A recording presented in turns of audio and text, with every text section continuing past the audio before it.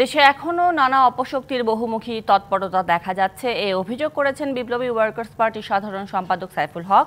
এ সময় মুক্তিযুদ্ধ বিরোধী অপশক্তির বিরুদ্ধে ব্যবস্থা নিতে অন্তর্বর্তী সরকারের প্রতি আহ্বান জানান তিনি। সকালে রাজধানীর সেগুনবাগিচায় সংহতি মিলনায়তনে বিপ্লবী ছাত্র সংহতির কেন্দ্রীয় প্রতিনিধি সভায় সাইফুল হক আরও বলেন, মেগা প্রকল্পের নামে যেসব দুর্নীতি হয়েছে সেসব বের করে দ্রুত বিচারের আওতায় আনতে হবে। নির্বাচন প্রসঙ্গে তিনি বলেন, যৌক্তিক সময়ের মধ্যে নির্বাচন দিতে হবে। অনির্বাচিত সরকার দীর্ঘদিন ক্ষমতায় থাকলে ভুল রাস্তায় যাওয়ার সম্ভাবনা তৈরি হতে পারে।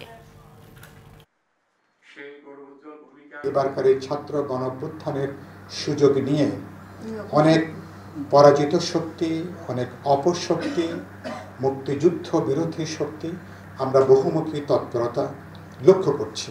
আমি অন্তর্বর্তী সরকারকে পরিষ্কার করে বলতে চাই, এই সমস্ত তৎপরতাগুলো পুরোপুরি মুক্তিযুদ্ধের শুধু চেতনা নয়, এবারকার ছাত্র গণঅভ্যুত্থানের চেতনার তার পরিপন্থী